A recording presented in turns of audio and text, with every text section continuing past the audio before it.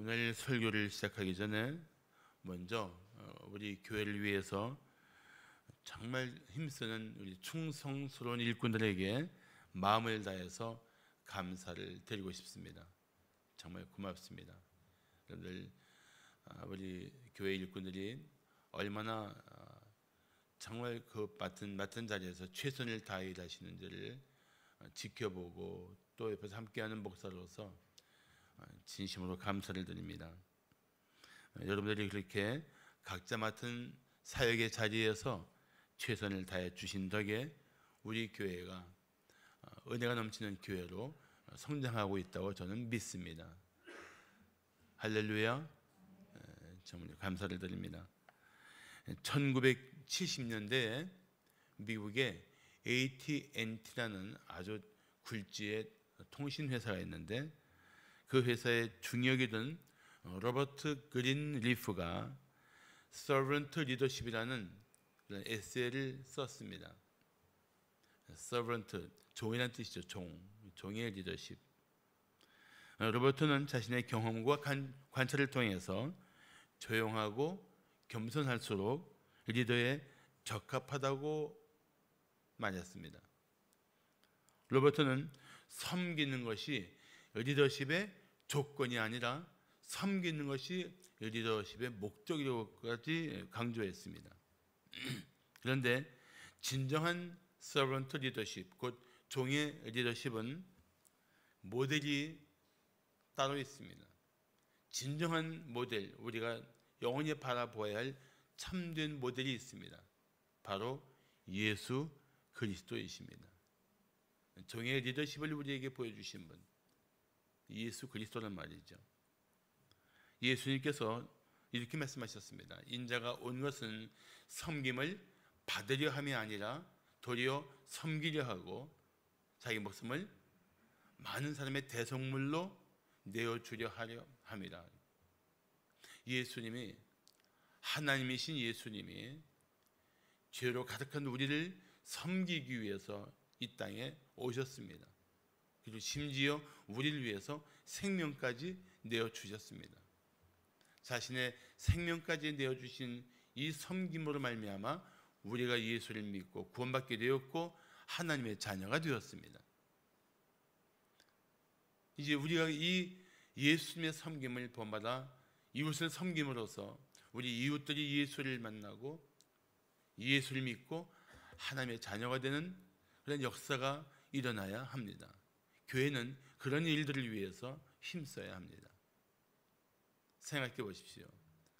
하나님이신 예수님이 죽어마땅한 죄인을 섬기기 위해서 이 땅에 오셨다는 사실이 얼마나 충격적입니까? 그러므로 우리는 예수님처럼 섬기는 삶을 살아야 합니다. 복음을 전하고 교회 안에서 우리가 서로 섬기는 것, 이 모든 것들이 바로 예수님을 본받아가는 제자들의 삶인 것입니다. 오늘 본문 1절에는 헛되지 않다는 말씀이 나옵니다.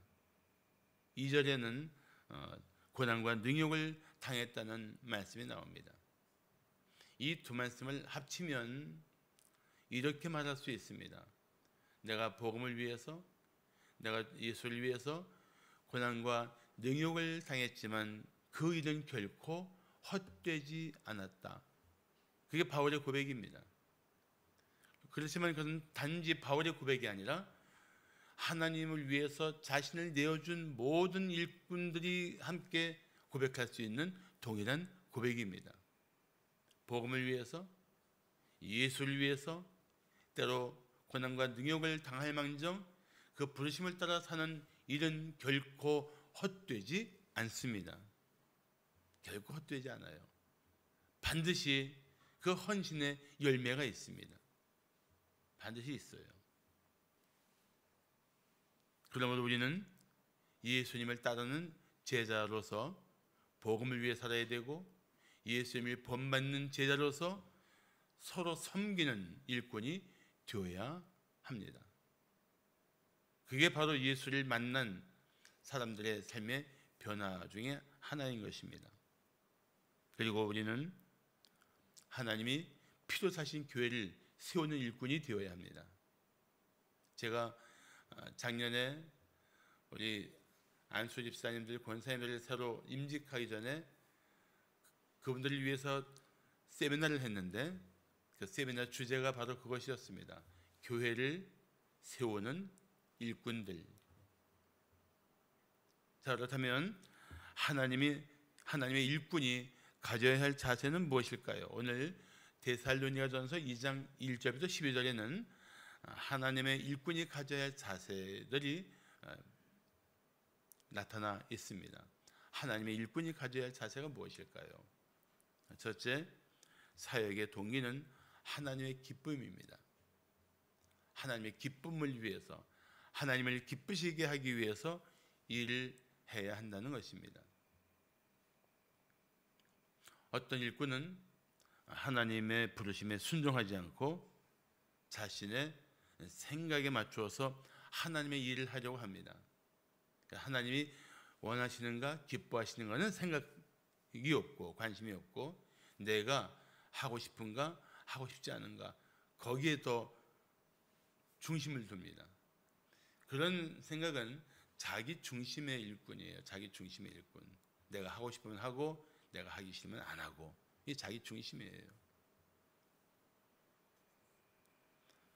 하나님의 일꾼은 하나님 중심으로 생각하고 하나님의 뜻을 따라 결단해야 합니다. 그게 하나님의 일꾼이에요. 일단 일꾼인데 하나님의 하면 하나님에 맞춰서 살아가는 일꾼이 하나님의 일꾼입니다. 바울은 오늘 3절에서 우리의 권면은 간사함이나 부정에서 난 것이 아니요 속임수로 하는 것도 아니라고 말합니다. 또 5절에서 아무 때에도 아첨하는 말이나 탐심의 탈을 쓰지 않았다고 말합니다. 그리고 6절에서 보면 우리는 너희에게서든지 다른 이에게서든지 사람에게서는 영광을 구하지 않았다고 말합니다. 7절에 보면 사도로서 마땅히 권위를 주장할 수 있지만 주장하지 않았다고 말합니다. 그는 철저히 하나님의 일꾼다운 삶을 위해서 하나님의 일꾼이 갖지 말아야 할 자세를 끊어버렸던 것입니다. 사실 많은 사람들이 하나님의 일을 한다고 하면서 사실은 자신의 영광을 구하는 사람들이 있습니다. 또 사람의 인정을 받기 위해서 일하는 사람들도 있습니다. 또 일의 효과를 내기 위해서 세상적인 방법과 수단을 쓰는 사람들도 있습니다. 하나님의 일은 하나님의 방법으로 해야지, 하나님의 일을 인간의 수단과 방법으로 하는 것은 하나님을 기쁘시게 하는 자세가 결코 아닙니다. 그거를 분명히 생각해야 합니다. 하나님의 부르심을 받은 일꾼은 오직 하나님을 기쁘시게 하는 일꾼이 되어야 합니다. 그래서 오늘 본문 4절은 말씀하기를 오직 하나님께 옳게 여기심을 입어 복음을 위탁받았으니 우리가 이와 같이 말함은 사람을 기쁘게 하려 함이 아니요 오직 우리 마음을 감찰하시는, 우리 마음을 다 살피시며 아시는 하나님을 기쁘시게 하려 함이라. 내가 지금 하나님을 기쁘시게 하기 위해서 일을 하는지, 내 자신의 기쁨을 위해서 일하는지, 내가 하나님을 기쁘시게 하기 위해 일하는지, 사람들에게 인정받기 위해서 일하는지, 그 마음을 하나님은 감찰하신단 말이에요. 그래서 하나님의 일꾼은 철저히 하나님을 기쁘시게 하기 위해서 일해야 합니다. 우리의 이 사역의 동기가 무엇이냐? 하나님의 기쁨을 위해서 하는 거예요. 하나님이 기뻐하신다면 하겠습니다. 사람이 하나님을 기쁘시게 하기 위해서 일하다 보면은 때로 사람의 오해를 받을 수가 있고 때로는 사람들의 미움을 받을 수도 있습니다. 그렇지만 잘 기억하세요. 진실로 하나님을 기쁘시게 하는 일꾼은 마침내 사람의 마음에 감동을 줄 때가 옵니다. 사람들에게 오히려 도전을 줄 때가 옵니다. 사람들이 저분은 참으로 하나님의 일꾼이구나라고 고백할 수 있는 때가 옵니다. 그렇지만 사람을 기쁘게 하기 위해서 일하다가 보면은 하나님이 기뻐하시는 일을 놓치게 될 것입니다. 후에 사람도 잃어버릴 수 있어요. 그래서 진실로 하나님의 기쁨을 위해서 일하는 일꾼은 사람의 인기가 없어도 기꺼이 맡습니다. 때로는 어려울지라도 힘써 순종합니다. 왜요? 하나님이 기뻐하시는 일이라는 이유 때문에.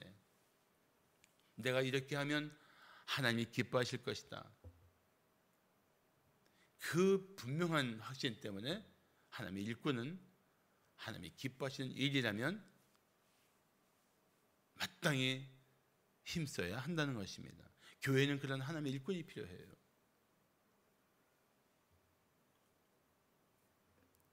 그러면서 하나님의 일을 하면 할수록 기쁨도 넘치게 되고 하나님의 일을 하면 할수록 보람도 넘치게 됩니다. 그렇지만 자신을 위해서 일하는 사람은 어느 순간 기쁨도 잃고 지치고 그리고 그 일을 감당할 수 없다고 주저앉을 수도 있습니다. 왜 그런 차이가 일어납니까? 하나님을 기쁘시게 하는 일꾼에게는 하나님이 주시는 특별하신 은혜가 있기 때문에 그렇습니다. 하나님이 기뻐하시는 일을 위해서 힘쓰는 그 일꾼에게 하나님은 지혜를 주십니다. 능력도 주십니다. 동역자도 붙여주십니다. 그 일에 하나님의 기뻐하시는 뜻을 이루어 주십니다. 그러니까 하나님의 기뻐하시는 일을 하면 할수록 그 모든 헌신에는 열매 맺는 때가 반드시 옵니다. 그래서 정말 내가 하나님을 기쁘시게 하는 일꾼인가 우리는 스스로 물으며 점검해야 할 필요가 있습니다. 바울은 갈라디아 교회 성도들에게 이런 글을 보냈습니다. 이제 내가 사람들에게 좋게 하랴 하나님께 좋게 하랴 사람들에게 기쁨을 구하랴 내가 지금까지 사람들의 기쁨을 구하였다면 그리스도의 종이 아니니라. 한마디로 말하면 그는 그리스도의 종으로서 오직 하나님의 기쁨을 위해서 일했다는 것입니다. 우리 사랑하는 기흥지구촌교회 모든 일꾼들이 하나님을 기쁘시게 하는 일꾼들이 되기를 축복합니다. 할렐루야. 정말 하나님을 기쁘시게 하는 일꾼. 하나님이 이렇게 말하면 얼마나 좋겠어요. 아무개야 너는 내가 참으로 기뻐하는 나의 종이야. 나의 사람이야. 자, 하나님의 일꾼이 가져야 할 자세는 무엇일까요? 둘째 사역의 핵심은 일꾼의 사랑입니다. 우리가 사랑하는 일꾼이 되어야 된다는 얘기예요. 전에 춘천의 어느 교회에서 가정 세미나를 한다고 저를 강사로 초청했습니다. 그러면서 그 교회에서 저에게 강의 제목을 보내줬어요. 거기 맞는 내용을 준비해달라는 뜻입니다. 근데 그 강의 제목이 뭐냐면은 부모는 결코 자녀를 포기하지 않는다라는 제목이었어요. 그런데 그 제목 자체가 강의를 부탁받은 제가 먼저 감동을 받은 거예요. 부모는 결코 자녀를 포기하지 않는다. 얼마나 그 마음에 크게 와닿았는지. 그렇습니다. 어떻게 부모가 자녀를 포기할 수 있습니까? 요즘 뭐 뉴스에 나오는 그런 기가 막힌 일들은 극히 이외라고 생각하고 근본적으로 자녀를 포기할 수 있는 부모는 없습니다. 교회 일꾼은 특별히 이제 구원받지 얼마 안 된 성도들이나 어린 성도들에게는 영적 부모의 역할을 해야 합니다. 특히 우리 교회는 우리 교회 미래인 다음 세대를 세우는 교회로서 앞으로 더 힘쓰게 될 터인데 우리 교육목장센터의 마을장들과 교육목자들은 그 맡은 미취학부 어린이부 청소년부의 영적 부모가 되어야 합니다. 친부모도 있지만 영적 부모도 있어야 돼요.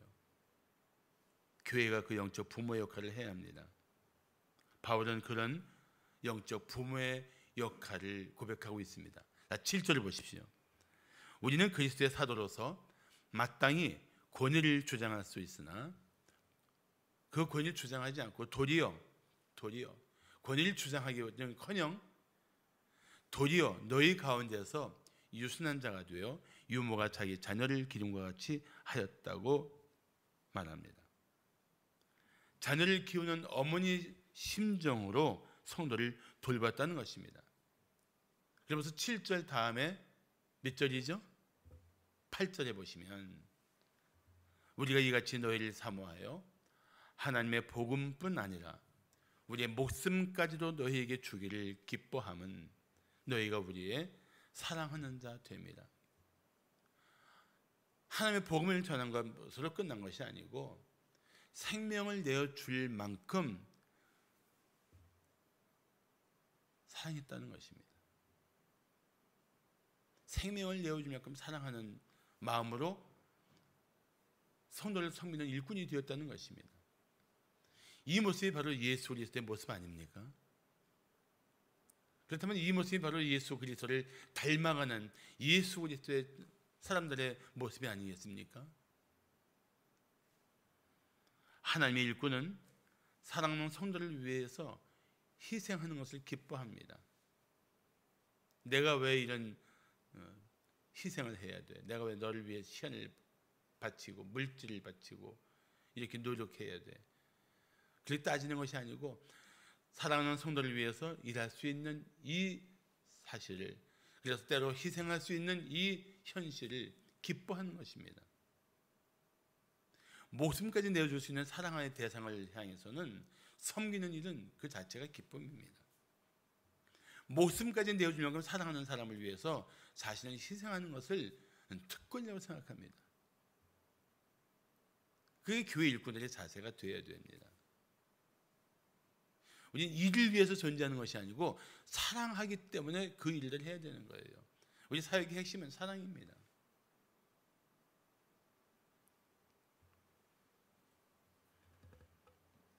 단지 복음만 전하고 알아서 신앙생활하고 하라고 하는 것은 아이를 낳고 그냥 내버려 두는 것과 같습니다. 그럴 수는 없습니다. 교회는 철저히 구원받은 성도를 양육하는 어머니 같은 역할을 해야 됩니다. 그게 교회예요. 그 일을 위해서 바로 헌신이 필요합니다. 헌신한 일꾼이 필요해요. 한번 생각해 보십시오. 우리는 누군가의 사랑과 헌신을 통해서 영적으로 성장한 사람들입니다. 우리는 분명히 누군가의 희생을 통해서 누군가의 사랑의 섬김을 통해서 여기까지 왔단 말이죠. 그렇다면 이제는 누군가를 섬기는 일꾼이 되어야 마땅하지 않겠습니까? 예수를 믿고 구원받은 확신 가운데 신앙생활을 오래 했으면서도 아직도 교회 일꾼으로 일하고 있지 않다면 이제는 일꾼이 되기를 힘써야 합니다. 이기적인 신앙은 절대로 성장하지 않습니다. 이 이기적인 사람이 많은 교회는 사랑과 헌신도 없습니다. 하나님은 사랑의 일꾼이 없는 교회에 사람을 보내지 않습니다. 보내면 뭐 합니까? 돌봐주지 않는데.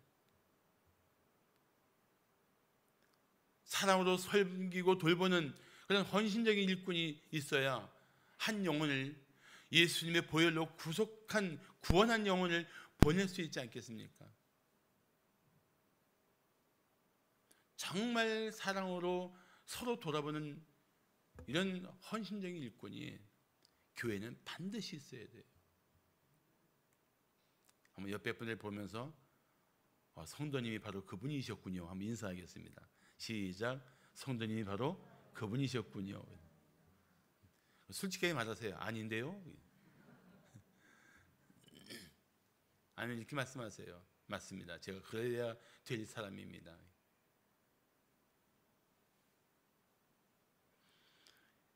동시에 사도 바울은 이렇게 말합니다. 11절 보시면 너희도 아는 바와 같이 우리가 너희 각 사람에게 아버지가 자기 자녀에게 하듯 권면하고 위로하고 경계하노니. 자, 아까는 유순한 자가 되어 자녀를 기르는 어머니 같은 일꾼을 말했지만 이제는 아버지 같은 일꾼.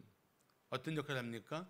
고면하고 위로하고 경계합니다.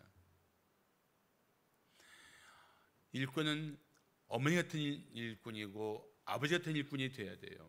사랑으로 품어줄 뿐만 아니라 때로는 삶에 지치고 힘겨워하는 지체들을 고면하고 위로하면서 그 삶을 이겨내도록 일으켜주는 일과 경계한다는 얘기는 번역을 이렇게 했지만 사실은 예수 그리스도의 이야기와 자신의 삶에서 경험한 하나님을 증거하면서 그 믿음을 일깨워주는 것을 말합니다.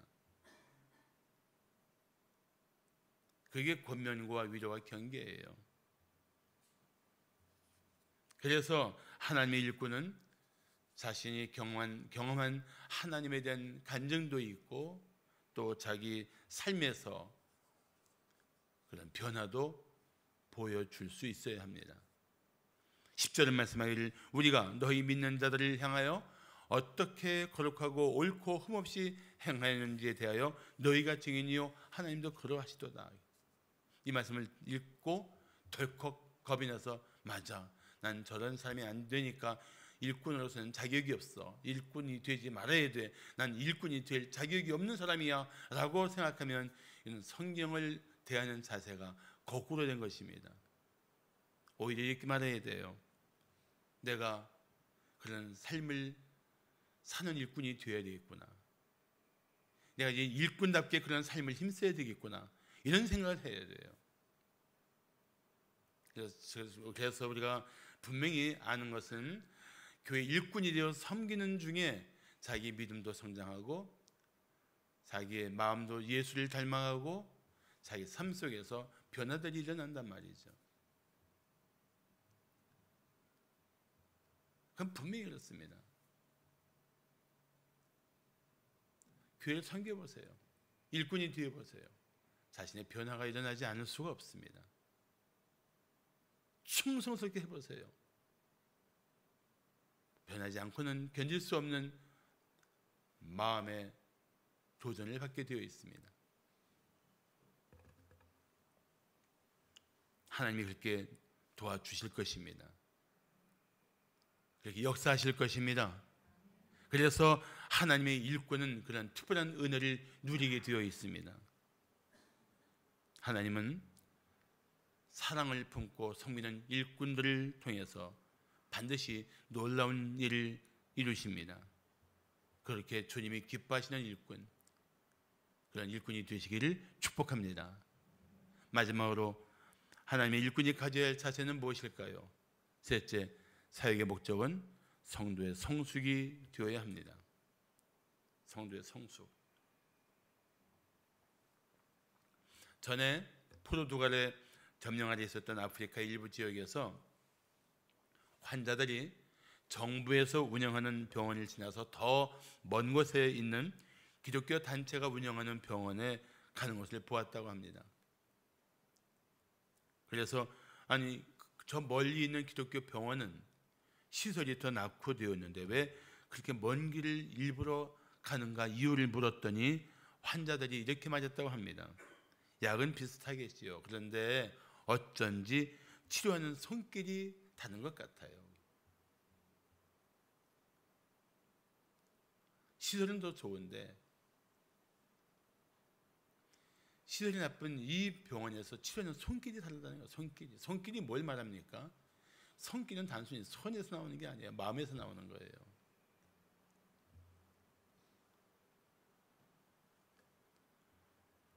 비록 시설이 낙후되었어도 그 병원에서 일하는 하나님의 일꾼들의 헌신적이고 사랑하는 섬김 때문에 환자들이 받는 감동이 있었던 것입니다.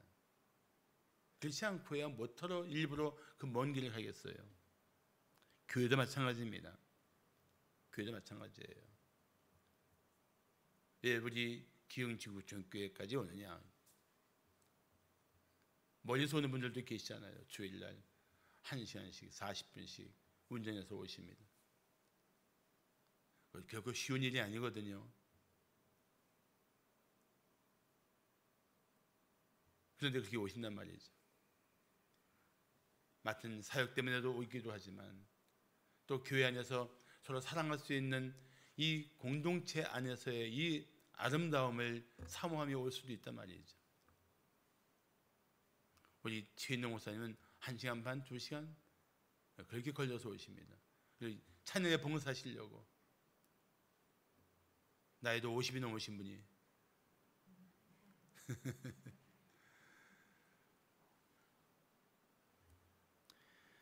사랑이 넘치는 하나님의 일꾼들이 있는 교회는 하나님을 찾는 순례자들이 오게 되어 있습니다. 그래서 우리는 사랑이 넘치는 교회가 되어야 합니다. 우리는 은혜가 넘치는 교회가 되어야 합니다. 우리는 하나님의 말씀, 이 진리가 풍성한 교회가 되어야 합니다. 그렇게 되면 하나님을 찾는 이웃이 오늘 찬송 우리 그리스 찬양대로 찬송처럼 하나님을 갈망하는 영혼들이 메마른 광야에서 오아시스를 발견한 것처럼 찾아올 것입니다. 그런 교회가 되어야 돼요. 전 솔직히 우리 교회를 자랑합니다. 밖에 나가서 많이 자랑해요. 화평한 교회, 서로 섬기는 교회, 정말 성도들의 사랑이 여기저기서 항상 끊임없이 샘솟는 교회라고 저는 자랑합니다. 실제 그래요. 우리 교회는 이번에 전도하기 전에도 우리가 돌아오는 영혼을 맞이할 준비를 해야 합니다. 우리 교회 일꾼들의 사랑의 섬김 속에서, 그 헌신의 삶 속에서 죄에 빠져 지쳐있던 영혼들이 회복할 수 있도록 도와야 합니다. 자, 오늘 12절을 보십시오. 12절 보시면 이는 너희를 부르사 자기 나라와 영광에 이르게 하시는 하나님께 합당히 행하게 하려 함이라고 말씀하고 있습니다.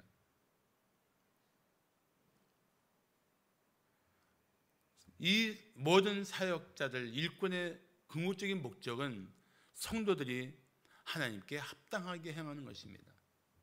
하나님께 합당하게 행하게 하는 것. 왜 우리가 자신을 희생하면서 성도를 돌봐야 합니까? 왜 다른 성도에게 권면하고 위로하고 경계해야 합니까?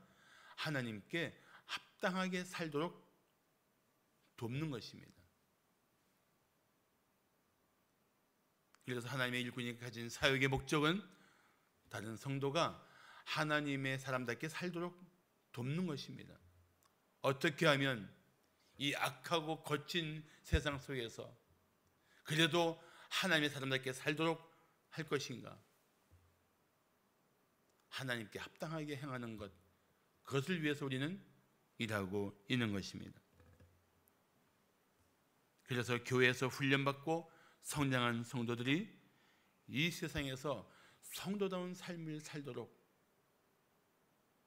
일으켜 세워줘야 합니다. 그게 교회 안에서 일어나야 할 일이에요.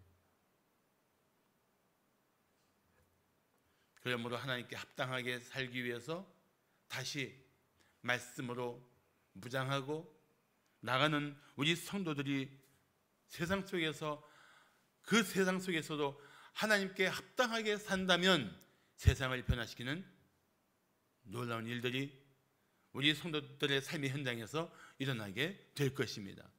그게 우리가 꿈꾸는 거예요. 그게 우리가 기대하는 겁니다. 그게 우리가 목적하는 거예요.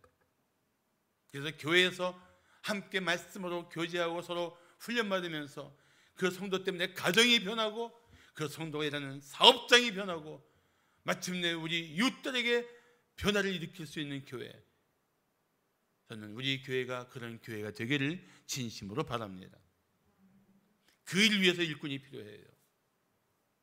절대 목사 혼자 하는 일이 아니고 목사들만이 할 수 있는 일이 아닙니다.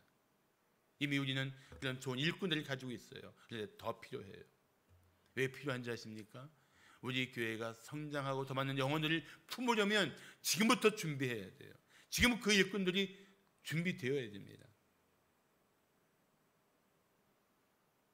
우리끼리니까 얘기인데, 새로 한 분이 오시면 이번에 어느 목장교회 보낼까 늘 고심하는 부분 중에 한 분입니다. 이분이 새로 시작하셨는데 어느 목장교회에 보내면 거기서 잘 정착하고 거기서 잘 돌봄받고 신앙생활을 잘 시작할 수 있을까? 그걸 놓고 고민해요. 저는 솔직히 말하면 고민하지 않고 여기 맡겨도 되겠다. 여기 맡겨도 되겠는데 이 목자한테 맡겨도 되겠구나. 막 이런 행복한 고민 좀 해봤으면 좋겠어요. 제 마음을 리해를 하시겠습니까?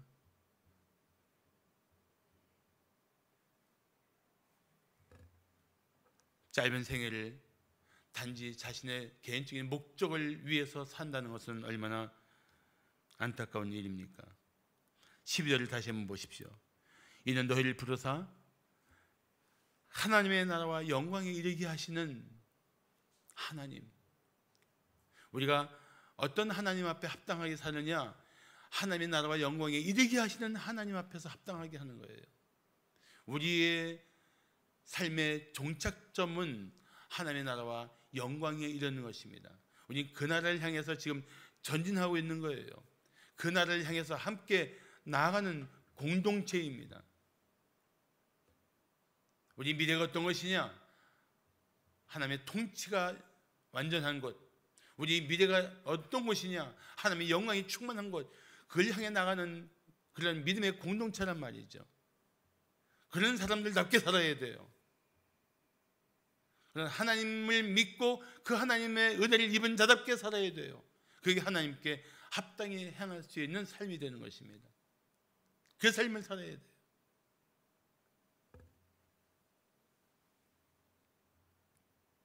어떻게 우리가 그 나라에 대한 소망을 가지고 살아가는 우리가, 그 영광을 바라보는 우리가 마치 세상이 전부인 것처럼 아둥바둥하며 살 수 있겠습니까?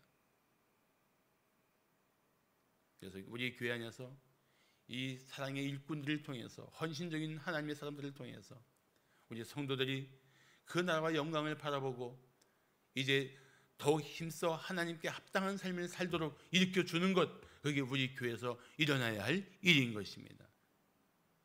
그게 이루어져야 돼요. 그게 제가 우리 일꾼들과 함께 꿈꾸는 것입니다.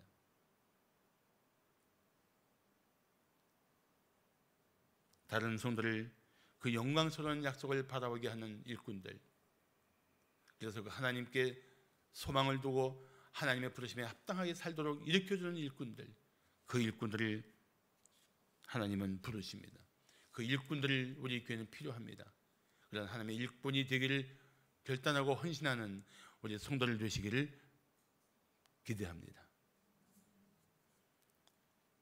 사랑하는 성도 여러분, 우리 신앙생활을 아주 은혜롭게 할 수 있는 길이 있습니다. 정말 신앙생활을 은혜롭게 할 수 있는 길, 그것은 바로 하나님의 일꾼이 되는 것입니다. 진실로 하나님을 사랑한다면 하나님이 하시는 일에 기쁜 마음으로 동참하십시오. 교회는 바로 그런 하나님의 일들이 넘치는 곳입니다. 그리고 주님이 주시는 지혜와 능력을 가지고 다른 성도들을 힘써 섬기십시오. 지금 하나님은 당신을 부르고 계십니다. 하나님의 나라를 위해 일하라는 부르심이며 생활 속에서 거룩한 삶을 살라는 부르심입니다. 이 부르심 앞에 오늘 여러분의 결단이 있기를 진심으로 축복합니다. 미국의 웬델 필립스라는 변호사가 있었습니다. 그는 사회적으로 보장된 생활을 하는 부유층인데도 미국의 이 노예 해방을 위해서 앞장서서 일했던 인물입니다. 그는 기도하면 기도할수록 노예 해방이 하나님의 뜻이라는 확신을 가지게 되었고, 그래서 그 일을 그는 하나님의 기쁨을 위해서 열심히 했습니다. 그랬는데도 불구하고 그는 기득권층의 협박을 받았습니다. 심지어는 죽이겠다는 협박까지 받았습니다. 그런데도 그가 확고한 믿음을 가지고 살았던 것은 날마다 그를 격려하는 아내의 사랑이 큰 힘이 되었다고 합니다. 웬델 필립스가 출근할 때마다 그의 아내는 남편의 손을 붙잡고 이렇게 맞았다고 합니다. 여보, 변화는 오늘부터 시작이에요. 절대로 포기하지 마세요. 절대로 망설이지 마세요. 이 격려를 받으면서 그는 마침내 노예 해방을 위해서 자신을 헌신할 수 있었다고 합니다. 어쩌면 교회 일꾼은 우리 다른 성도들을 붙잡고 하나님의 뜻을 따라 살아야 될 삶의 현장으로 나가는 그들을 붙들고 하나님이 당신과 함께 하실 거예요. 포기하지 마세요. 망설이지 마세요. 하나님의 사람답게 살아갑시다 라고 세워주는 일꾼들이 필요합니다. 그렇게 사랑으로 끌어안고 일으켜줄 수 있는 하나님의 사람들이 필요합니다. 그런 목자가 필요하고 그런 교육목자가 필요하고 그 일 위해서 힘쓰는 찬양대가 필요하고 예배 안내팀이 필요하고 주차봉사팀이 필요하고 모든 부서에서 그런 일꾼들이 필요합니다. 일꾼이 부족한 교회가 아니라 일꾼이 넘치는 교회, 그 사랑의 일꾼들로 인하여 수많은 영혼들이 회복되는 교회, 난 우리 교회가 그런 교회가 되기를 기대합니다. 사랑하는 성도 여러분, 당신이 하나님의 일꾼이 되기를 결단하는 시간이 되길 바랍니다. 그러면 당신의 결단으로 말미암아 당신과 우리 교회에 놀라운 변화가 나타날 것입니다. 그리고 이웃에게 더 큰 영향력을, 선한 영향력을 나타내게 될 줄로 믿습니다. 기도하겠습니다.